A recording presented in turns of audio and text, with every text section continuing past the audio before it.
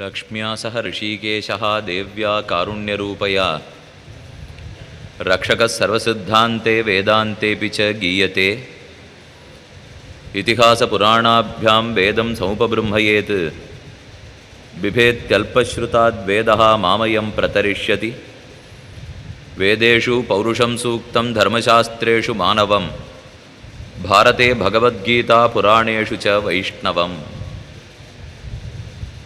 ஸ்ரீமன் நாராயணன் தன் அடியார்களை ஸ்ரீ மகாலட்சுமி தாயாரோடே சேர்ந்து ரட்சிக்கிறான். அந்த உண்மையை எடுத்துரைப்பதற்காக இப்பூவுலகத்திலே இதிகாசங்களும் புராணங்களும் பிறந்தன. அந்த இதிகாச புராணங்களுடைய உதவியை கொண்டே 4 வேதங்களுடைய அர்த்தங்களை என்னான்னு நம்மால் தெரிந்து கொள்ள இயலும். இதிகாசங்கள் புராணங்கள் கண்ணன் பெருமானுடைய அவதாரம், எல்லா அவதாரங்கள் ஓரோர் அவதாரத்திலும் அடியார்களை காப்பதற்காக அவன் பண்ணின் அழகான சேஷ்டிதங்கள் எல்லாவற்றையும் சேர்த்து சொல்லும். இந்த கதைகளையெல்லாம் தெரிந்து கொள்வதாலே நமக்கு என்ன பயன்? யோசித்து பார்த்தால் கண்ணன் கீதையில் 4வது அத்தியாயத்திலே ஒரு ஸ்லோகம் சொன்னதை நேத்திக்கே இந்த கோஷ்டியிலே விண்ணப்பித்தேன். ஜன்ம கர்மச்ச மே திவ்யம் ஏவம் யோவேத்தி தத்வதः த்யக்த்வாதேகம் புனர்ஜன்மனைதி மாமேதி சோர்ஜுன. என்னுடைய ஜன்மாவையும் கர்மாவையும் உண்மையாக உரித்தன் அறிவனென்னால், ஜன்மானா கண்ணனுடைய பிறப்பு, கர்மாவென்னால் அவனுடைய சேஷ்டிதங்கள் விளையாடல்கள் நிறைய இருக்கு இல்லையா, அதெல்லாம் அவனுடைய கர்மா. ஜன்மாவையும் கர்மாவையும் எவன் உண்மையாக புரிந்து கொள்ளுகிறானோ, அந்த வார்த்தை ரொம்ப முக்கியம். ஏவம் யோவேத்தி தத்வதः. தத்துவம் தத்துவம்னா உண்மைங்கிறது அர்த்தம். உண்மையாக தெரிஞ்சுக்கிறதுனா அப்ப கண்ணனை பத்தி பொய்யாக தெரிஞ்சுக்கிறது கூட ஒன்று உண்டான்னு தோணும். உண்டு. அவனை மனிதன் என்னோ, இடையன் என்னோ, அறியாதவன் என்னோ, திருடன் என்னோ, பொய்யன் என்னோ, பெண்ணாளன் என்னோ அறிந்து கொண்டால் அது கண்ணனை உண்மையாக அறியாதது. ஆனால் நமக்காக தன்னை தாழ்த்தி கொண்டு குறைத்து கொண்டு கண்ணனை பூவுலகத்திலே வந்து பிறந்தான் அறிந்து கொண்டால் அதுதான் உண்மையாக அறிந்து கொள்ளுவது. கண்ணனே கீதையத்திலே அர்ஜுனனிடத்தில் தெரிவிக்கிறான், அவஜானந்தி மாம் மூடாக மானுஷீம் தனும் ஆசிரித்தம் பரம்பாவம் அஜானந்தா. அர்ஜுனா, இந்த மூடர்கள் என்ன சுலபத்தில் தெரிஞ்சுக்க போறதே இல்லை. எதனால தெரியுமா? நான் 2 வழியில தான் என்னை வெளிப்படுத்தி கொள்ள முடியும். ஒன்று, நான் ரொம்ப பெரியவன்னு என்னை நானே சொல்லிக்கலாம். அப்போ இவர்கள்லாம் என்ன பண்ணுறா தெரியுமா? இது எட்டாக்கனி கிட்டக்கே நாம் போக வேண்டாம்னு ஒதுங்கி விடுறான். அப்படி இல்லைன்னா நான் என்னை ரொம்ப எளியவன்னு காட்டி கொள்ளுக்கலாம். அப்போ என்ன பண்ணுறா தெரியுமா? இவன் என்ன நம்ம போல எடப்பிள்ள தானே, மனிதன் தானே, கிட்டக்கே போக வேண்டாம்னு ஒதுங்கி போய்ட்றான். என்னால் 2ல் 1 தான் பண்ண முடியும் அர்ஜுனா. 1 ரொம்ப உயர்ந்தவன்னு காட்டக்க முடியும், எட்டாக்கனின்னு கிட்டக்க வர மறுக்கிறான். இல்லை எளியவன்னு சொல்லிக்க முடியும், தன்னை போல எளியவன் தானேன்னு நினைச்சு விடுறான். இந்த 2லையும் என்னை விட்டு விலகி போறத்தான் இவன் புரிஞ்சுக்கிறானே தவிர அருகில வருவதை அறிந்து கொள்ளவில்லையே. அவஜானந்தி மாம் மூடாக மானுஷீம் தனும் ஆசிரித்தம். மனுஷத்தே பரத்வத்தை மறந்தார்கள். அவன் மனிதனாகவே பிறந்தாலும் நமக்காக மனிதனாக பிறந்தான்கிறத மறந்துட்டு மனிதனேன்னு அவனை பத்தி தப்பா நினைச்சுக்க ஆரம்பிச்சுட முடியும். அதனாலதான் கண்ணன் ஜாகிரதையை சொல்லிவித்தான், ஜன்ம கர்மச்ச மே திவ்யம் ஏவம் யோவேத்தி தத்வதः. என்ம உண்மையிலே தெய்வம், ஆனா இவர்களுக்காக மனித பிறவி எடுத்தேன்னு உண்மையாக தெரிந்து கொண்டால் அவனுக்கு அதுவே கடைசி உடலாக, இனி அவன் ஜன்மாவை எடுப்பதே கிடையாது. எம்பெருமான் மேலிருந்து கீழே எதற்காக இறங்குகிறான்? அவதாரம், அவதாரம்னாலே மேலிருந்து கீழே இறங்கிறதுன்னு பொருள். விருக்ஷாத்து அவதரதி, அங்கேருந்து இறங்குறது. இறங்குறது எதுக்கு? ஒருத்தன் கிணத்துல விழுந்துட்டான்னா நான் மேலேந்தே நின்றுண்டு மேலவா மேலவான்னா சுலபத்தில் வந்துட மாட்டான். கயத்தை போடலாம், கையை நீட்டலாம், எவ்வளவு தூரம் பண்ண முடியும்? ஓரளவு தான். அதுவும் முன்காலத்திலலாம் கிணறு 24 அடி 25 அடின்னு சொல்லிட்டு இருப்பா. தண்ணீர் வற்ற சரி 50 அடின்னும். இப்போ எங்கேயானு கிணறுனா கிணறுலாம் வெட்ட முடியாத சமயம் ஆழ்துளை கிணறு 350 அடி. இப்படி தான் இப்போ கணத்தை பற்றி பேசவே ஆரம்பிக்கிறோம். யாரானு ஒருத்தர் விழுந்துட்டா இந்த கோயம்புத்தூர் பக்கம்லாம் போனோம்னா ரொம்ப ஆழமாக இருக்கும், சுலபத்தில் ஜலம் கிடைக்காது. ஒருத்தன் கணத்தில் விழுந்துட்டான்னா விழுந்துட்டியான்னு கேட்டா விழுந்துட்டே இருக்கேன்னுவன், விழுந்துட்டேன்னு சொல்லிட மாட்டான். ஏன்னா அது அவ்வளவு ஆழமா இருக்கா. இந்த ஆழக்கணத்திலே இறங்கினாத்தான் ஒருத்தனை தூக்க முடியுமே தவிர விட்டத்துல விளிம்புல உட்காந்து தூக்குறேங்கிறது நடக்காது. அதே போலத்தான் எம்பெருமானும். இந்த ஆழ்துளைக்கணு தான் நாம் இருக்கிற சம்சாரம். அபராத சஹஸ்ர பாஜனம் பதிதம் பீம பவார்ணபோதரே அகதிம் சரணாகதம் ஹரே கிருபையா கேவலம் ஆத்மசாத்குரு. நான் ஆழ்ந்த சம்சாரம்ங்கிற பெருங்கடலிலே விழுந்து விட்டேன், உன்னுடைய கைகளை நீட்டி நீ ரட்சிக்க வேணும். இந்த கடல்ல விழுந்தவனை தூக்கிறதுக்கு எம்பெருமான் என்ன பண்றான்? மேலேருந்து தூக்கி பிரயோஜனம் இல்லை, தானும் கீழே இறங்கினாத்தானே தூக்க முடியும். அதுக்கு தான் அவதாரம் அவதாரம்னு கீழே குதிக்கிறான். ஆக மேல இருக்கிறவன் கிணத்துக்குள்ள சம்சாரத்துக்குள்ள விழுந்த நம்மை கைபிடித்து தூக்குவதற்காக தானும் கீழே குதிக்கிறான்ங்கிறது அவதாரத்தினுடைய சீர்மை. எப்ப அவன் நமக்காக குதிக்கிறானோ அப்ப அந்த உண்மையை தெரிந்து கொண்டு நம்மை அவன் திருவடிகளிலே சமர்ப்பிப்பது தானே நம்முடைய கடமையும். நமக்கு தோணலாம் இதுக்காக அவரே இறங்கி வரணுமான்னா, யாரையான அனுப்பிச்சா போறாதோ? சக்கராயுதத்தை அனுப்பிச்சு தூக்க சொல்லலாமே, சங்கத்தை அனுப்பித்து தூக்க சொல்லலாமே, விஷக்தேனர் ஆதிசேஷன் கருடன் இவர்களெல்லாம் அனுப்பிச்சு தூக்க சொல்லலாமேன்னு தோணும். வாஸ்தவம் தான், செய்யலாம். யார் பணியிட்டாலும் ஓடி வந்து செஞ்சிட போறா. ஆனா பெருமான் அதை பண்றதில்லை. ஏன் தானே இறங்குறான் தெரியுமா? ஒரு கப்பல்ல ராஜா அப்படி வேடிக்கை பார்த்துட்டே போயிருந்தான். புதுசா சின்ன குழந்தை பிறந்திருக்கு ராஜாவுக்கு. இளங்குமரன் இளவரசன் ஆக போறான் மேற்கொண்டு. அந்த குழந்தைய மடியில வச்சுட்டு திமிங்கிலம் மீன் எல்லாத்தையும் வேடிக்கை காட்டிண்டே வந்தான் ராஜா. திடீர்னு அலையடிக்க கப்பல் குலுங்க அந்த மடியிலேருந்து இருந்த குழந்தை தவறி போய் விட்டத்தை தாண்டி கடலுக்குள்ளே விழுந்து விட்டது. ராஜாவுக்கு கூட ஒருத்தர் 2 பேரா இருப்பா, பெரிய சக்கரவர்த்தி, 100 சேனாபதிகள் பக்கத்திலே, காலாட்படை நிறைய பேர், மந்திரிகள் எல்லாரும் இருந்தாலும் யாரையும் பார்த்து நீங்க குதிச்சு எடுத்துன்னு வாங்கோன்னு ராஜா சொல்லவே மாட்டான். அவன் ராஜா தான், யார் அனுப்பிச்சாலும் குதிச்சு போய் எடுத்துன்னு வந்துருவார்கள். ஆனாலும் ராஜா உடனே தான் குதிப்பனே தவிர, அப்படி ஒருவேளை சேனாபதி நீ போய் எடுத்துன்னு வா, நான் ராஜா, நான்லாம் குதிக்க கூடாது, நீ தான் சேனாபதி, நீ தான் குடிச்சு எடுத்துன்னு வரணும் சொன்னா குதிச்சு எடுத்துன்னு வந்துருவான். மாட்டான்ங்கிறது இல்லை. ஆனா தந்தைங்கிற பெருமையே ராஜாவுக்கு போடும். அப்ப ராஜாவா மட்டும்தான் ஊர் கொண்டாடுமே தவிர அவன் ஒரு தந்தைன்னு ஊர் கொண்டாடவே கொண்டாடாது. நான் ஒரு தந்தையாருந்து என் குழந்தை விழுந்தா நான் குதிச்சாத்தான் அதன் அன்பு என் மனசுல புடியறதுன்னு அர்த்தமே தவிர, சேனாபதியை நீ போய் எடுத்துவான்னு சொன்னா சம்பளத்துக்கு வேலைக்கு பார்ப்பவனை அனுப்புவது அழகு கிடையாது. இதே ராஜா தான் அந்த எம்பெருமான்கிற ராஜா. இங்க ஒரு குழந்தை, அங்க அத்தனை பேரும் குழந்தை. அதனால குழந்தை தவறி போய் கடல்ல விழுந்துடுத்துன்னா ஆதிசேஷனே நீ போய் எடுத்துன்னு வா, கருடனே நீ போய் எடுத்துன்னு வா சொல்றது கிடையாது. எம்பெருமான் தானே உடனடியாக குதிக்கிறான் அல்லவா? அது அவதாரத்துக்கே உண்டான சீர்மை.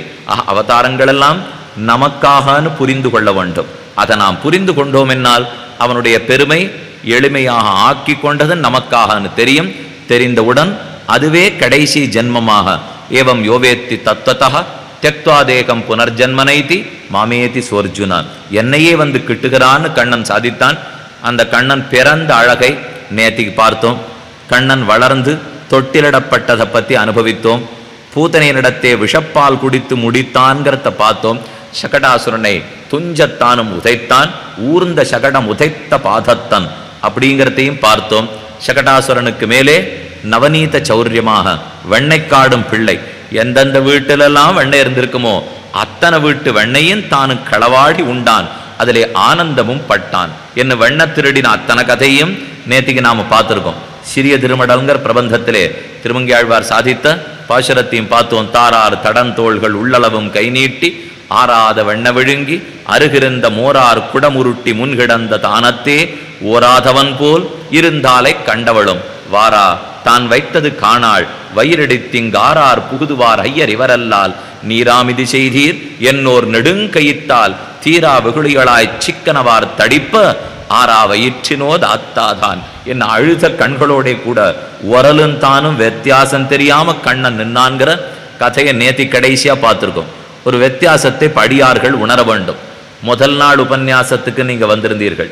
நேற்றுக்கு இந்த கண்ணனுடைய கதை திருட்டு உபன்யாசத்துக்கும் வந்திருந்தீர்கள். ரெண்டுத்துக்கும் எவ்வளவு பெரிய வேறுபாடு! இப்போ என்ன கேட்டோங்கிறதே முதல் நாள்ல புரியாது. ஆனா தத்துவம் தத்துவம் தத்துவம் சில பேருக்கு அதுல தான் ஆசை இருக்கும். சில பேருக்கு என்னதான் தத்துவத்தை பேசியிருந்தாலும் தத்துவம் கடைசியில கை கொடுக்க வரப்போறதில்லை.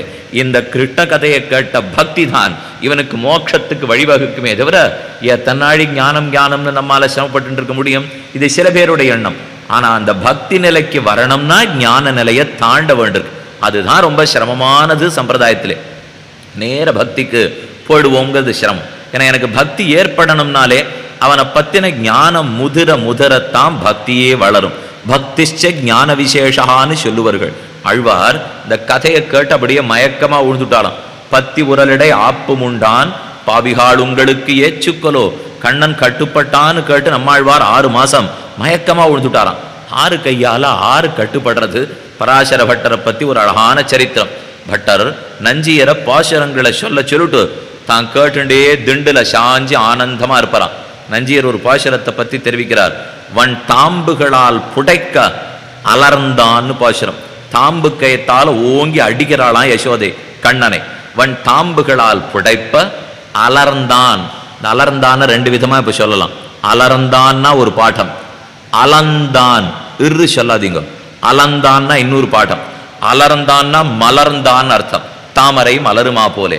அலந்து போயிட்டார்னா ஆடி போயிட்டான்னு அர்த்தம். 2 சொல்லு இருக்கு இல்லையா தமிழ்லே. அலர்ந்தான் அலந்தான். நஞ்சியர் பாசுரத்தை சேவிக்கிறார். வன் தாம்புகளால் புழைப்ப அலந்தான் சொல்லிட்டார் பாசுரத்தை. அலந்தான்ங்கிறது காதல பட்ட உடனே அப்ப கண்ணன் தாம்பால அடிபட்டு ஆடி போனான் அப்படிங்கிற அர்த்தம் தானே கிடைக்கும். பட்டர் அணையிலேந்து எழுந்தாரான். நஞ்சியா தப்பு பாடம் சொல்லாதே, வன் தாம்புகளால் புடைப்ப அலர்ந்தான்னு சொல்லு.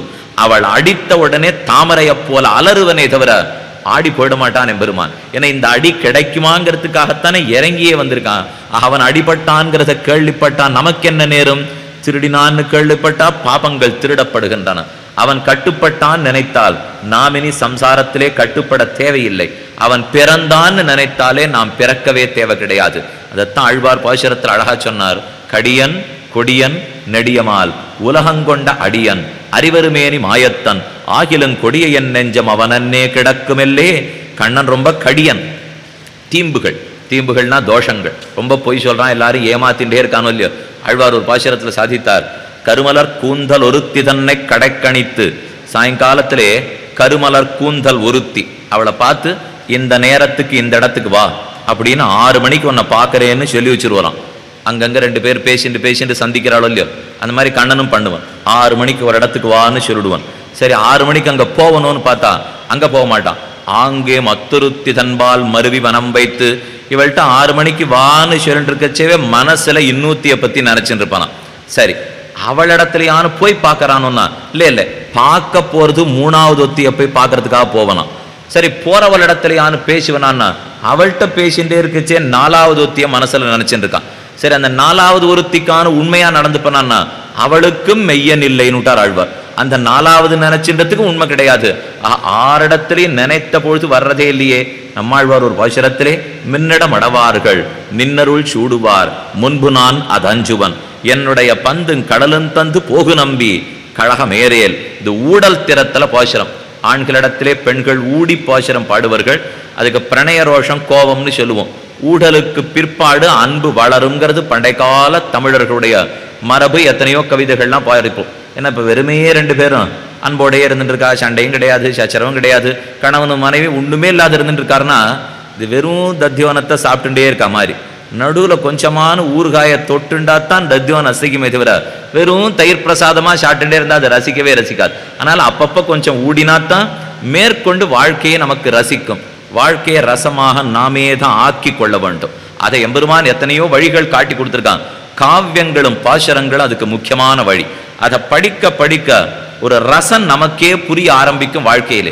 இந்த பெரியோர்கள்லாம் பெருமானை எப்படியெல்லாம் அனுபவித்திருக்கிறார்கள். என்ன அவளும் நாமும் சேர்ந்து அனுபவிக்கலாம். நம் பிள்ளைகளும் நாமும் சேர்ந்து அனுபவிக்கலாம். நம் அனுபவத்துல 4 பேரை பங்கெடுத்து கொண்டோம்னா அவர்களுக்கு நல்லது செய்வதாகவும் நம்ம நாமே உயர்த்தி கொண்டவர்கள் ஆவோம். இந்த 2ஐயும் பண்றதுக்காகத்தான் இந்த இதிகாசங்களும் புராணங்களும் பாடல்களும். இல்லைன்னா இப்ப பராசரருக்கு இதை எழுதினத்துக்காக மோட்சம் கிடைச்சதா, நம்மாழ்வாருக்கு திருவாய்மொழி பாடினத்துக்காக மோட்சம் கிடைச்சதா? 2மே இல்லை. இப்போ பராசரர் எழுதாட்டாலும் எழுதினாலும் அவருக்கு மோட்சம் தான். ஆழ்வாருக்கு எழுதினாலும் எழுதாட்டாலும் மோட்சம் தான். அப்ப எழுதி வைக்க என்ன காரணம்? நான் பட்ட இன்பத்தை பின்வருபவனும் அவசியம் படட்டும் என்று தானே இதை எழுதி வைத்துள்ளார்கள். அதை நாம விட்டுட்டு சம்ஸ்கிருதம் தெரியுமான்னு கேட்டா தெரியாது, தமிழ் தெரியுமான்னு கேட்டா தெரியாது. கடைசியில எந்த பாஷையில சொல்ல? முன்னாடி நாட்கள்லாம் காலக்ஷேபம் பண்றவா சம்ஸ்கிருதத்திலேயே பேசி சம்ஸ்கிருதத்திலே பண்ணி கொண்டிருந்தார்கள். தெரியல தமிழ்ல பண்ணோம்னு. சரி இப்ப தமிழ்ல பண்றதுக்காக ஆரம்பிச்சோம். இப்ப தமிழ் புரியலேங்கிறா. அதுவான ஒழுங்கா தெரிஞ்சுக்கணும் இல்லையா? நம்ம தாய்மொழி தமிழ், அதை புரிஞ்சுக்கிறதுக்குள்ள போர்னா பாதி இளைஞர்கள் இன்னைக்கு இந்த ஆங்கிலத்தில் சொல்லி கொடுக்கிற பள்ளிக்கூடத்தில் கொண்டு போய் நாம் சேர்த்து விடுறோம். அப்படி சேர்த்துட்டோம்னா அது தமிழ் வர்றதில்லை. ஏதோ தட்டி தருமாறி அப்பா அம்மா தமிழ் கற்றுக் கொடுத்தா அதை படிக்க பார்க்குறோம். அதுவும் நிறைய பேர் கேட்டா புரியும் சுவாமி, படிக்கிறதுக்கு முடியாது, எழுத படிக்கிறதுக்கு தெரியாது, ஆனால் கேட்டால் நன்னா தமிழ் புரிஞ்சுப்பேன். இது நம்ம தாய்மொழி, ஒன்றும் வேற்று மொழி இல்லை. இப்போ கேட்டால் புரிஞ்சுக்கிறது நம்ம தாய்மொழியை படித்து நாம் தெரிஞ்சுக்கிற அளவுக்கு இருக்கணும். இது என்ன ஆகும் தெரியுமா? கடைசியில் 25 வயசு அந்த பிள்ளைக்கு ஆனப்புறம் இது எங்கேயான ஒரு உபன்யாசத்துக்கு வந்து உட்காரும். அப்போ இந்த பாசுரங்களில் இருக்க கருத்தாளெல்லாம் புரிய ஆரம்பிக்கும். திரும்ப போய் அப்பா அம்மாவை என்ன கேட்கும் தெரியுமா? ஐயோ, தமிழ் படிக்க தெரியாமல் என்னை கெடுத்து விட்டீர்களே என்ன அதே பிள்ளை தாய் தந்தையர்களை கேட்கும். இந்த கேள்வி நமக்கு வராது இருக்கணும்னா 12வது வரை தமிழ் படிக்க வச்சே ஆகணும். இது ரொம்ப முக்கியமாக அடியார்கள் ஞாபகத்திலே கொள்ள வேண்டியது. நாம் இருக்கிறது தமிழ் தேசத்திலே. நம்முடைய பக்தி சாஸ்திரம் அத்தனையும் வளர்த்த பெரியோர்கள் தமிழிலே ஆணித்தரமாக வளர்த்துள்ளார்கள். அதை தெரிஞ்சுக்க வேண்டிய இன்பத்தை நம்ம பிள்ளைகளுக்கு நாமே கெடுத்துடக்கூடாது. ஏன்னா 2வது 3வதுல போய் சேரச்சே குழந்தைக்கு தெரியாது எந்த பாஷை எடுக்கணும். முதல் பாஷை சம்ஸ்கிருதமா, 2வது பிரெஞ்சா, ஜெர்மனா, ஏதோ கதை சொல்லிட்டு இருக்கமே, இதெல்லாம் இருக்கட்டும். இப்போ அதில் ஒன்றும் காவியம் இலக்கியம் நாம படிச்சு நம்ம பெருமாளை பற்றி அதில் போய் தெரிஞ்சுடவே முடியாது. நம்ம பாஷையில தானே நம்ம பெருமானை பற்றி தெரிஞ்சுக்க முடியும். அதனால மறக்காம அடியார்களிடத்தில் ஒரு வேண்டுகோள், 12ஆம் வகுப்பு வரை பள்ளிக்கூடத்தில் தமிழ் படிக்க சொல்லுங்க. ஆங்கிலத்தில் தான் கல்வி இருக்க போகுது, ஆனால் பாஷை எழுதித்தானே ஆகணும். அதை போய் வேற்று பாஷை எடுத்துக்கொள்ளாமல் தமிழாகவே எடுத்துடணும்.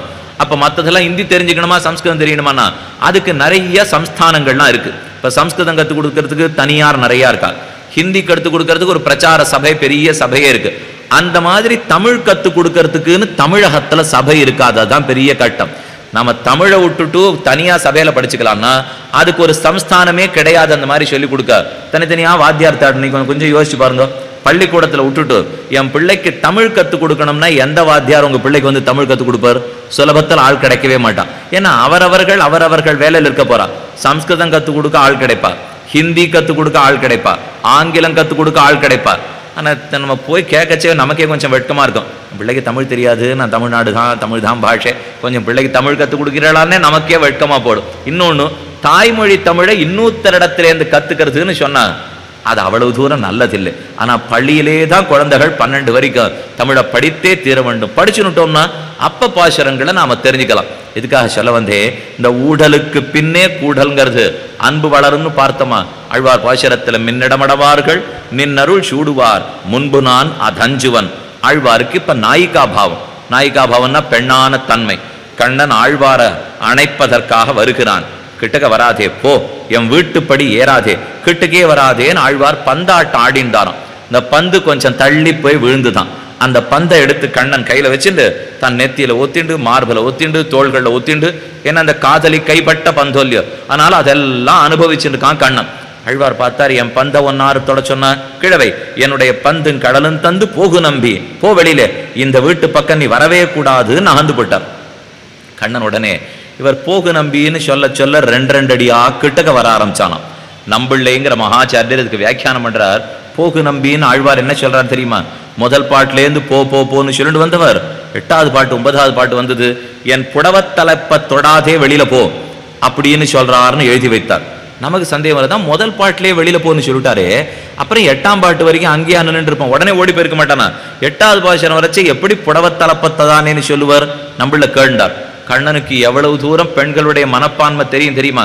அவர்கள் போன்னு சொன்னால் அருகிலே வாவென்ன அர்த்தம்னு கண்ணனுக்கு தெரியும். அதனாலதான் இவர் முதல் பாட்டிலேருந்து போன்னு சொல்லிட்டு இருக்க கண்ணன் கிட்டக்க வந்திருக்கானா.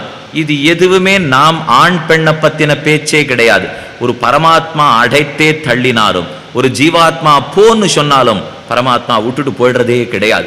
என்ன பண்ணாலும் கிட்டக்கத்தான் வருவனே தவிர நம்ம கை விட்டுடுவனா? என்னைக்கும் பெத்த மனம் பித்து பிள்ளை மனம் கல்லுன்னு சொல்றோம் இல்லையோ, நாம் அத்தனை பேரும் பிள்ளைகள்.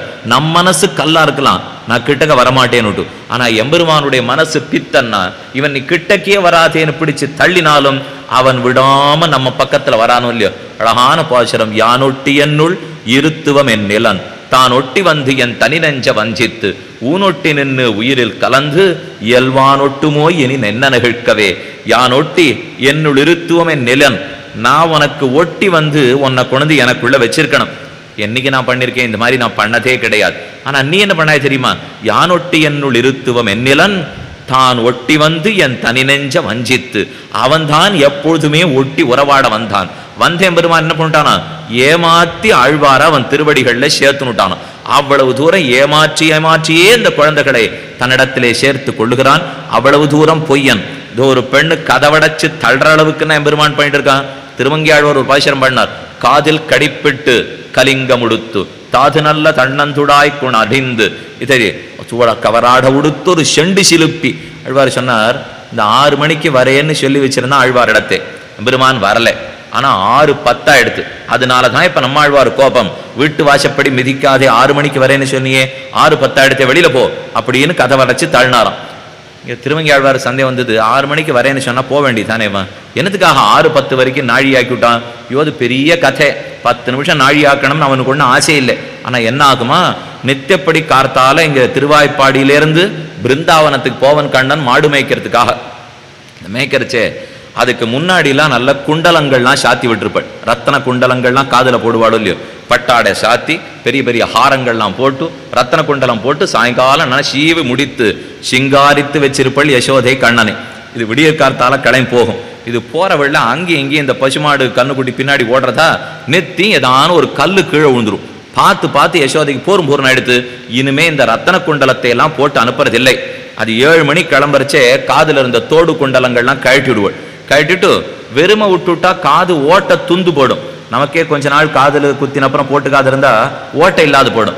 அதனால துணித்திரி இது அந்த நாள்லயே குழந்தைகளுக்கு போட்டு வைப்பா. இந்த சின்ன துணித்திரி இதுக்குள்ள விட்டு போட்டு வச்சுட்டோம்னா ஓட்டை துந்து போகாது. கண்ணனுக்கு கார்த்தால அதை போட்டு தான் அனுப்புவலாம் யசோதை. சாயங்காலம் 5 மணிக்கு திரும்பி வந்துட்டா. 6 மணிக்கு நம்மாழ்வார் பராங்குஷ நாயக்கின் இடத்துல வரேன்னு சமயம் குறிச்சு கொடுத்துருக்கா.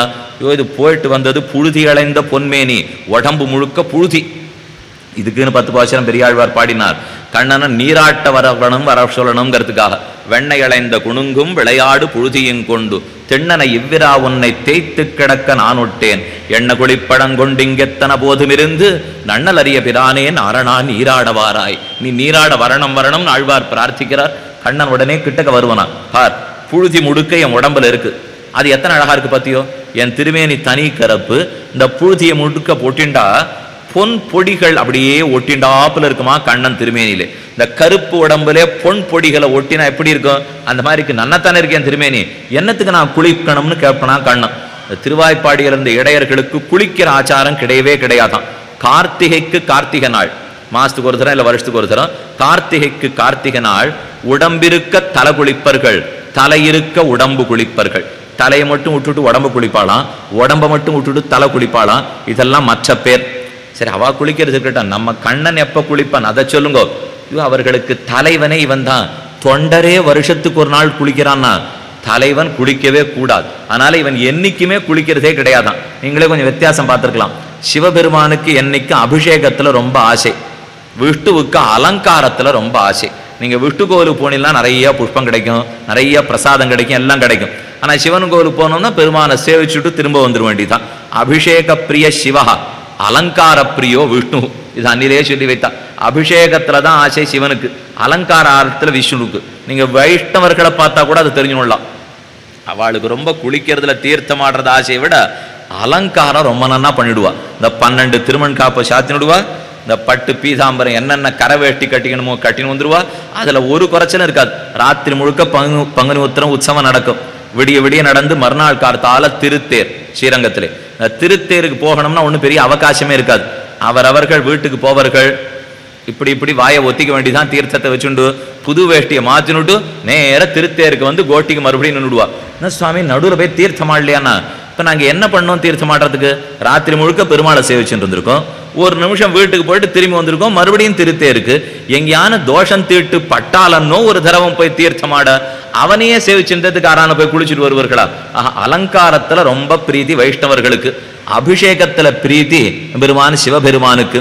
அபிஷேகத்திலே இந்த அர்ச்சகர்கள்லாம் சரியா பண்ணுவாளோ மாட்டாளோன்னு சிவனுக்கு சந்தேகம். அதனால இந்த கங்கையை தூக்கி தலையே வச்சுனுட்டான். இந்த சந்தேகமே இல்லையோ இல்லையா அப்புறம் குளிக்கிறதுல. அதனால அவருக்கு எப்பவும் அபிஷேகத்தில் ஆசை, கண்ணனுக்கு அபிஷேகத்துல குளிக்கிறதுல இச்சையே கிடையாது. என் புழுதி அடைந்த பொன்மேனி இவர்கள்லாம் பார்க்கட்டும். அதுலதான் கண்ணனுக்கு என்னைக்கு ஆசையாம். யசோதை போனா போறது கண்ணனே நீ அழகாத்தான் இருக்கே, நீ குளிக்க வேண்டாம் வாஸ்தவம். ஆனா எனக்கு என்ன ஒரே பயம் தெரியுமா, இப்படியே உன்னை குளிக்காமலே வலுத்துட்டேன்னா நப்பின்னை காணில் சிரிக்கும். கண்ணனே நாளைக்கு நப்பின்ன பிராட்டி நீ கல்யாணம் பண்ணிப்பியா? அவனுக்கு மாமா பெண் நப்பின்னை. இந்த நப்பின்னை கல்யாணம் பண்ணோம் நாளைக்கு அவன் என்ன சொல்லுவ தெரியுமா?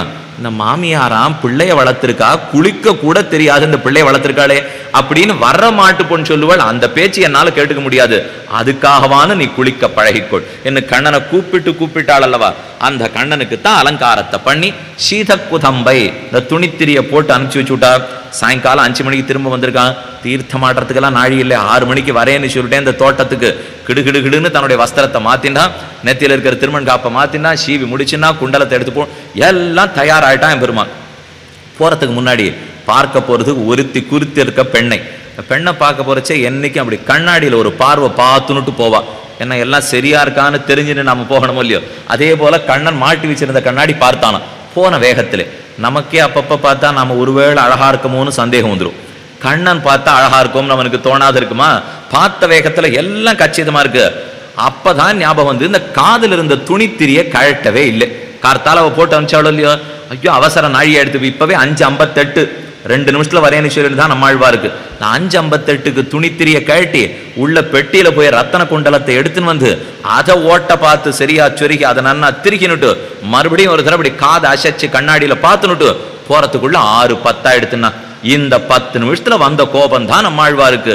மின்னடமடவார்கள் நின்னருள் சூடுவார் முன்பு நான் அது அஞ்சுவன் கிட்டக்க வராதே என்னுடைய பந்தும் கடலும் தந்து போகு நம்பி இன்னும் பாசுரம்பாடு ஆரம்பித்தார். அங்க தெரிவிக்கிறார் கடியன், கண்ணன் ரொம்ப கடியவன், இவனோட இனிமே சேரவே கூடாது. உடனே பக்கத்து வீட்டுக்காரா சொன்னாலாம், நல்ல வேளை நாங்களும் அதைத்தானே இத்தனை நாளா சொல்லியிருந்தோம், இந்த கண்ணன் சொல்லிட்டு திருடாரியும் விட்டுடும், இப்ப நல்ல வேளை பெண்ணுக்கே புத்தி வந்துடுத்து, இனிமே கண்ணனை பத்தி பேச மாட்டான்னு இவா நினைச்சா. அழ்வார் சொன்னார், கடியன்னு மட்டும்தான் உங்களுக்கு தெரியும், அவனுக்கு எத்தனை தோஷம் இருக்குன்னு நான் சொல்லட்டுமா? கடியன், கொடியன், நெடியமால், உலகங்கொண்ட வடியன், அருவருமேனி மாயத்தான், அவன் பொய்யன்னு தெரியும், திருடன்னு தெரியும், பெண்ணாளன்னு தெரியும், கொடியவன்னு தெரியும், தீம்புகள் உண்டுன்னு எல்லாமே தெரியும். அப்ப விட்டுடுறீரான்னு கேட்டா மத்த பேர். அழ்வார் சொன்னார், ஆகிலும் கொடிய என் நெஞ்சம் அவனன்னே கிடக்கும் இல்லே. இத்தனை தீம்புகள் தோஷங்கள் அவனிடத்தில் இருந்தாலும் ஐயோ இந்த கொடிய நெஞ்சம் அவனை விட்டு இப்பால் அப்பால் போக மறுக்கிறது. காந்தத்தை போலன்னோ இழுத்து தன்னுடைய வாக்கையும் மனசையும் அவனிடத்திலே வைத்துக் கொண்டிருக்கிறான்.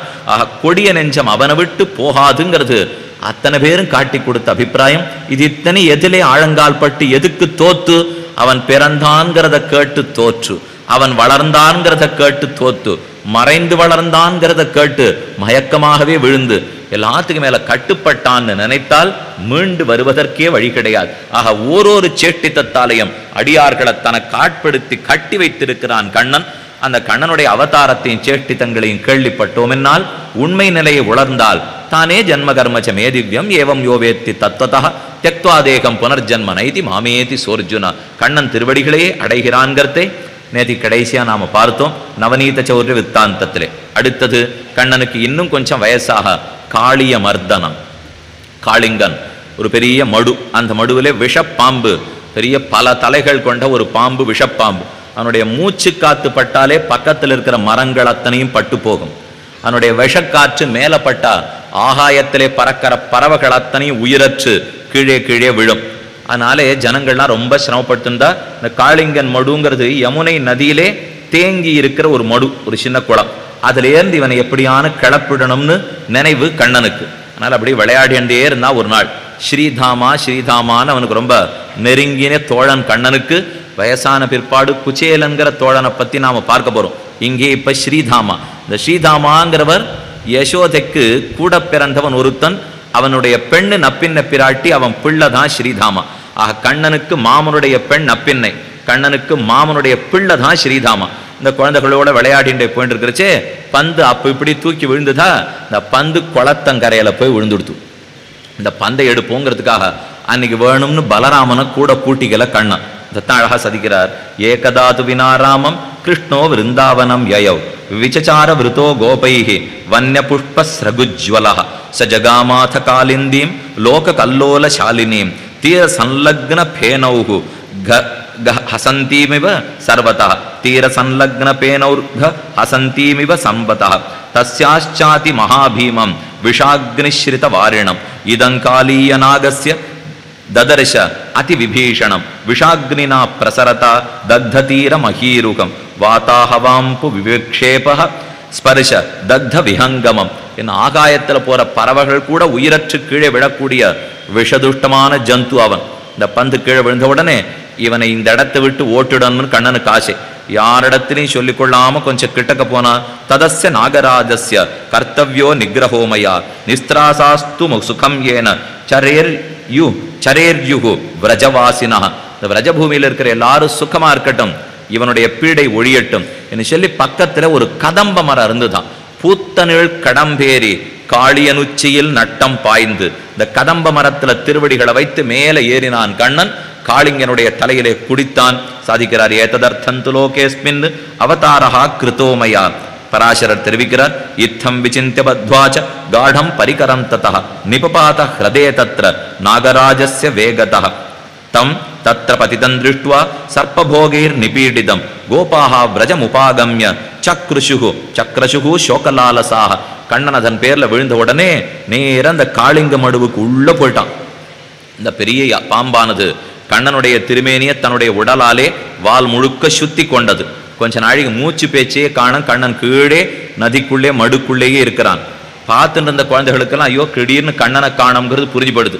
நேர திரும்ப போய் நந்தகோபாலன் யசோதையிடத்தே கண்ணனை காணும், என்ன ஆயிட்டுன்னு தெரியவில்லை இன்னும் ஹோன்னு அழ.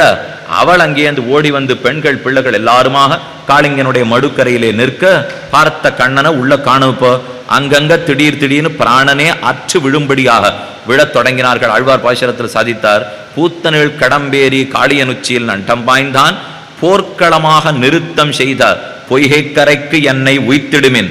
போர்க்களமாக இந்த திருவாய்ப்பாடி போர்க்களத்தை போல திடீர்னு உயிரற்ற மரமாக எல்லாரும் கீழ் விழுந்தார்களாம். கண்ணனும் காளிங்கனுடைய தலையிலே குதித்தான்.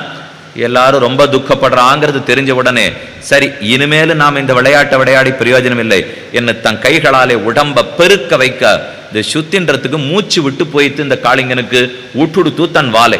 உடனே கண்ணன் பெரியதாக வளர்ந்து அதனுடைய தலை மேலே ஏறி நர்த்தனம் பண்ண ஆரம்பித்தான். காளிங்கனுடைய கர்வத்தையும் ஒடுக்கினான். கோபர்கள் ஹாஹா குவாசாவிதி ஜனோ கோபீனாம் அதிவிஹ்வலஹ யசோதயா சமம் பிராந்தோ துருத பிரஸ்கலிதம் யயோ நந்தகோபஸ்ச கோபாஸ்ச ராமஸ்ச அத்புத விக்ரமஹ த்வரிதம் யமுனாம் ஜக்முஹு கிருஷ்ணதர்சன லாலசாக. கண்ணனை சேவிக்கணும், ஐயோ போயிட்டான் போட்டுக்கேன்னு எல்லாரும் ஓட பலராமன் மட்டும் சொல்லிட்டே இருந்தார், என்னத்துக்கு கவலைப்படுறீர்கள், சர்வலோக மகேஸ்வரன் போயிருக்கான், என்ன பண்ணணுமோ பண்ணிட்டு வருவோம், பேசாம இருங்கோ.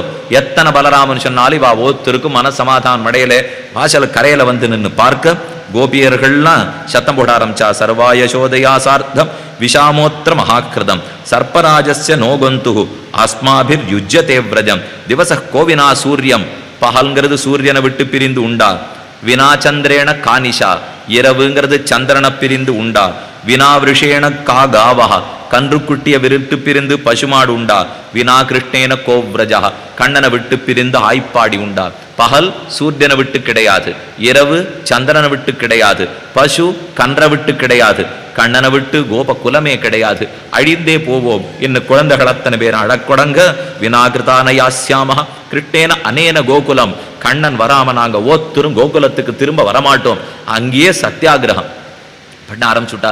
இந்த மாதிரி கோகுலவாசிகளுக்கு தன்னிடத்துல ஆசை இருக்குன்னு உலகத்துக்கு தெரியணுங்கிறதுக்காகத்தான் குதித்ததே கண்ணன். பூத்தனிழ் கடம்பெறிலான் குதித்தான். உறவு நீர் பொய்கை நாகம் காய்ந்ததும் 1000 பண வெங்கோவியல் நாகத்தை வாரா எனக்கன்னு மற்றதன் மத்தகத்து சீரார் திருவடியால் பாய்ந்தான். அதன் மேல நர்த்தனம் பண்ண ஆரம்பிக்க மூச்சு விட்டு போய் காளிங்கனுக்கு பிராணன் போகிற நிலைமை ஏற்பட்டது. காளிங்கனுடைய மனைவிமார்கள்லாம் வந்து காப்பாற்ற வேண்டும் வேண்டினார்கள். இது கோபீவச்ச ஸ்ருத்வா ரோகிணேயோ மகாபலஹ கோபாம்ச திராச விதுரான் விலோக்கிய ஸ்மிதிதேக்ஷணான் त्वमेव जगतो नाभिराणामेव संश्रयः कर्तापहर्तापाताच त्रैलोक्यं त्वं त्रयीमयः गोप्यश्च सीदतः कस्मादेतान् बन्धून् उपेक्षसे तदयं धम्यतां कृष्ण दुष्टात्मा दशनायुधः. மேலே நாகபத்னிகள் வந்து வேண்டினார்கள். ஞாதோசி தேவதேவேஷ சர்வஜஸ்தம் அனுத்தமஹ பரஞ்சோதிர் அச்சிந்தியம் யத்ததம்சஹ பரமேஸ்வரஹ ந சமர்த்தாஹ சுராஸ்தோதும் யம் அன்யபவம் விபும் ஸ்வரூபவர்ணனம் தஸ்ய கதம் யோஷித் கரிஷ்யதி. பெரியோர்களால் கூட உன் பெருமை தெரிஞ்சிக்க முடியாது. கணவன் சாதாரணப்பட்டவன், ஒரு பாம்பு, அந்த பாம்பு செய்து குற்றத்தை நீ மன்னித்தருள வேண்டும் என்று எல்லாரும் பிரார்த்திக்க காளிங்கனும் திருவடிகளிலே விழுந்து வணங்க. சரி, இனிமே நீ இந்த இடத்துல இருக்கக்கூடாது, போ சமுத்திரத்திலே போய் நீ இருக்க வேண்டுமே தவிர இது உனக்கு இடமன்று என்று அனுப்பிவித்தான் கண்ணன். கண்ணனுடைய அழகான நர்த்தனத்தை அந்த சமயத்துல கண்டார்களாம் கோபி ஜனங்கள்லாம். கண்ணனுக்கு குடக்கூத்துங்கிறது ஒன்று ரொம்ப பிடிக்கும். இந்த குடக்கூத்து ஆடுறதுன்னா இந்த கையில் அந்த நாளெல்லாம் இந்த அம்மானை கழக்கூத்தெல்லாம் ஆடுவா. உங்களுக்கு ஞாபகம் இருக்குன்னு தெரியும். இப்படி 2-3 கல்லுகள்லாம் வச்சுருப்பா. அது இப்படி தூக்கி தூக்கி போடணும். இந்த 3 கல் போயிட்டு இருக்கும், கையில் கல் போயிட்டு வரணும். எந்த கல்லும் கீழே விழவே கூடாது. இதுக்கு அம்மானை கழக்கோடி ஆடுறதுன்னு சொல்லுவார்கள். அதே போல் கண்ணன் குடக்கூத்து ஆடுவான். குடக்கூத்துன்னா இப்படி கையில் குடத்தை வச்சுருப்பான், இந்த கையில் ஒரு குடம். இந்த குடங்கள் அப்படியே தூக்கி தூக்கி போடணும். ஆகாயத்தில் 2-3 குடம் இப்படி மேலே மேலே போயிட்டு வரும். இது ஆச்சரியமில்லை, கீழே விழாத ஆடுறது. நடுவில் இடுப்பில் பெரிய தோல் வாத்தியம், பறைங்கிற பேரி வாத்தியம், அதை கட்டின நடுநடுல இத்தையும் வாசிக்கணும், இதையும் வாசிக்கணும். இந்த மேலே இருக்கிற குடமும் போயிட்டு வரணும். இந்த குடக்கூத்தாடுறதுல கண்ணனுக்கு ரொம்ப தூரம் ஆச்சரியமா. இந்த ஒரு இடத்துல வியாக்கியானம் பண்றவர் எழுதி வைத்தார், பிராமணர்களுக்கு பணங்காசு நிறைய எடுத்துன்னா யாகங்களும் யஜ்யங்களும் பண்ணுவார்களாம். இடையர்களுக்கு பணங்காசு நிறைய எடுத்துன்னா குடக்கூத்தாடுவார்களாம். மற்ற பேருக்கு பணங்காசு நிறைய எடுத்துன்னா அடிக்கடி கல்யாணம் பண்ணி கொள்ளுமா போலே. இது அன்னைக்கு நம்பள் எழுதி வச்சிருக்காரு, நான் சொல்லலை. இப்போ இது மற்ற பேருக்கு பணம் விஞ்சினால் கல்யாணம் பண்ணுமா போலே, இடையர்களுக்கு தனம் விஞ்சினால் குடக்கூத்தாடுமா போலே, பிராமணர்களுக்கு தனம் அதிகப்பட்டால் யாக யஜ்யங்களை பண்ணுமா போலே. இன்னும் யாரெல்லாம் பணம் அதிகமாக படுத்துனா என்னென்ன பண்ணுவான்னு எழுதி வைத்தார். இந்த குடக்கூத்தாடுறதுல கண்ணன் அவதாரத்துக்கு முன்பாக நந்தகோபாலனுக்கு தான் முதல் பரிசு. அந்த ஊரில் என்ன போட்டி வச்சாலும் குடக்கூத்துல நந்தகோபாலன் ஜெயிச்சிருவான். ஆனால் கண்ணன் என்னைக்கு பிறந்தானோ அன்னிலேருந்து முதல் பரிசு அத்தனைக்குமே கண்ணனுக்கு தானோ. அந்த குடக்கூத்தாடினா போலே இங்கேயும் ஒரு கூத்தாடி நிற்கிறான் எம்பெருமான். கண்ணன் ஒரு கூத்தாடின்னு சொல்றதுல தப்பே இல்லை. இப்போ ஆழ்வார் பாசுரத்துல மன்றமர கூத்தாடி மகிழ்ந்தாய் வட திருவேங்கடம் மேய மைந்தா, இது திருநெடுந்தாண்டக பாசுரம். மன்றமர கூத்தாடி மகிழ்ந்தாய். மன்றம்னா பார்க்கிற நடு ரங்கம். இப்போ இது பெரிய கூத்தாடுகிற நாடகத்துக்கு நடக்கிறோம், இல்லை நாட்டியமெல்லாம் பண்ணுறோம், இதை கூத்தாடுகிற அரங்கம்னு சொல்லலாம் இல்லையோ. இந்த அரங்கம் மன்றம் அமரும்படி கூத்தாடி மகிழ்ந்தானாம். இவர் சொல்கிறார், கண்ணன் கூத்தாடி முடிச்சுட்டு கிளம்பி வீட்டுக்கு போயிட்டான். இப்போ நமக்கே தோணும், 7 நாள் உபன்யாசம் நடந்ததா, 7 நாள் வந்து பழக்கப்பட்டுட்டோன்னு வச்சுப்போம். நாளை சாயங்காலம் 6 மணி ஆச்சுன்னா கிளம்பணுமே, கண்ணன் கதை கிடைக்குமா, இது கிடைக்குமா, அது கிடைக்குமா. இங்கே வந்து பார்த்தோம்னா என்னமோ எல்லாரும் உட்காந்துருக்காப்புல இருக்கும், சொல்கிறாப்புல இருக்கும். இந்த நடக்கிறாப்புல ஒரு எண்ணம் தோன்ற சொல்லி 21 நாள் பெரிய அரையர் சேவை அத்தியனோத்சவம் நடக்கும். 21 நாள் அத்தியனோத்சவம் ஸ்ரீரங்கத்தில் முடிஞ்சு போயிடும். 22ஆம் நாள் அதே மண்டபத்துக்கு போவோம். என்னமோ ரங்கநாதன் அங்கே இருக்காப்புலையும், அரையர் சுவாமி முன்னாடி பாசுரம் பாடிட்டு இருக்காப்புலையும், நாம் வேகமாக ஓடி வந்து அங்கே சேவிச்சாப்புலையும் நமக்கு ஒரு தோன்ற சொல்லியோ. இது இங்கே இருக்கிற நமக்கே தோணித்துன்னா கண்ணன் கூத்தாடி போன பிற்பாடு அந்த மன்றத்தில் அது தோணாது இருக்குமா? பார்க்குறவாள்லாம் பார்த்துட்டே இருக்கலாம். கண்ணன் முடிச்சுட்டு போயிட்டான் வீட்டுக்கு, ஆனா இன்னும் ஆடிண்டே இருக்காப்புல தோணித்தான் கண்ணன் ஆடினது. மன்றமர கூத்தாடி மகிழ்ந்தா என்னும் வட திருவேங்கடம் மேய மைந்தா. ஆக இடையனான கண்ணன் கூத்தாடினது அழகான சரித்திரமாக சாதித்தான். அடுத்தது ஆக பகவான் சொன்னது, நாத்திரஸ்தேயன் துவயா சர்ப்ப கதாச்சித் யமுதாச்சலே சபுத்திர பரிவாரஸ்தம் சமுத்திர சலிலம் விரஜ. இனி உன் பிள்ளை பெண்டுகளோட கூட கடல்ல தான் இருக்கணுமே தவிர இந்த காளிங்கன் மடுவில் இருக்கக்கூடாது, அனுப்பிவித்தான். இதை கேட்டுட்டே இருந்தார் மைத்ரேயர். ஒரு சின்ன சந்தேகம் வந்தது அவருக்கு. இப்போ சொன்னீரே, ஒரு கதம்ப மரத்தில் ஏறி குதித்தான் கண்ணன்னுட்டு, அதை பாசுரத்திலையும் பூத்தனில் கடம்பேறி காளியன் உச்சியில் நட்டம் பாய்ந்துன்னு இருக்கு. பூத்தனில் கடம்பம்னா இவனுடைய விஷக்காற்று பட்டுத்தான் சுத்து வட்டாரத்தில் அத்தனையுமே போயிடுத்துன்னு இப்போ தானே பார்த்தோம். அது எப்படி இந்த ஏறின கதம்ப மரம் ஒன்று மட்டும் ஒழுங்காக இருந்திருக்கும்? இந்த மாதிரி சில குறுக்க சந்தேகம்லாம் நிறைய பேருக்கு வரும். இந்த மாதிரி கேட்கறதுக்கும் தெரிஞ்சுக்கணும். ஏன்னா இப்போ தானே எல்லாமே பட்டுப்படுத்துன்னு பார்த்தோம். அப்போ ஒரு கதம்ப மரம் மட்டும் எப்படி உயிரோடு இருக்குன்னு தோணும். இதுக்கு பெரியவாச்சனம்ல வியாக்கியானம் அழிச்சே பார்த்தார். இல்லைன்னா கருடன் அமிர்த கலசத்தை எடுத்துன்னு வரதுக்காக போனார். பெருமாள் அனுப்பி வைக்க போய் அமிர்த கடம் குடத்தை எடுத்துன்னு வந்தார். வரச்சே கொஞ்சம் நடுவில் சிரம பரிகாரம் பண்ணிப்போம், ஆயாசம். அதனால இந்த மரத்துக்கு மேலே ஒரு நிமிஷம் உட்கார்ந்தாராம். அப்போ அந்த அமிர்த குடத்திலேருந்து ஒரு சொட்டு அமிர்தம் கீழே விட்டு தான். அதனால இந்த விஷக்காத்தினால ஒண்ணுமாகாம தப்பு சுடுது அந்த கதம்ப மரம். முதல் வியாக்கியானம் பண்ணார். அவருக்கே சிரிப்பு வந்துடுது. இது என்னத்துக்கு இப்படி சுத்தி நான் மூக்க தொடணும்னு எனக்கே தெரியல. இப்போ மூக்க நேரைய தொட்டுலாம் இதுக்கு இவ்வளவு தூரம் சுத்தணுமா? எங்கேன்னா ஒண்ணுமில்லைன்னா கண்ணன் தன் திருவடிகளை வச்சு அந்த மரத்தின் மேல ஏறி குதிச்சானோ இல்லையோ, அந்த திருவடி பட்டதே போரும், அது பூத்தனில் கடம்பாக. இதுக்கு எங்கேயோ போய் கருடனை தேடின்னு வரணுமா, அமிர்த கலசத்தை தேடணுமா? தேவையே கிடையாது. கண்ணன் திருவடி பட்டு ஏறானா, அந்த திருவடி பட்டப்புறம் எதுவும் பட்டு போகவே முடியாது. திருவடிங்கிறது நம் பேர்ல பட்டுதுன்னா நாம் பட்டு போகாமல் இருக்கான்னு ஞாபகம் வச்சுக்கணும். அவன் திருவடி பட்டபடியால அப்பொழுதே பூத்தது கதம்ப மரம். அதைத்தான் சுகர் பிரார்த்திக்கிறார். அகம் கதம்போ பூயாசம் குந்தோவா யமுனா தட்டே. அடுத்த பிறவின்னு ஒன்று இருக்கும்னா எனக்கு இந்த சுகருங்கிற பதவி வேண்டாம். வியாசர் சொல்றார் வியாசருங்கிற பதவி வேண்டாம். உத்தவர் சொல்றார் உத்தவருங்கிற பதவி வேண்டாம். பின் உமக்கு என்ன பதவி வேணும்? அந்த கதம்ப மரமாக பிறந்தால் போரும். என்ன அதுவன்னோ கண்ணனுடைய திருவடி ஸ்பர்சம் பட்டது. நான் இப்போ உத்தவர்னு சுகர்னு பேரை வச்சுன்னு என்ன சாதிச்சுட்டேன்? இப்போ ஒன்னும் சாதி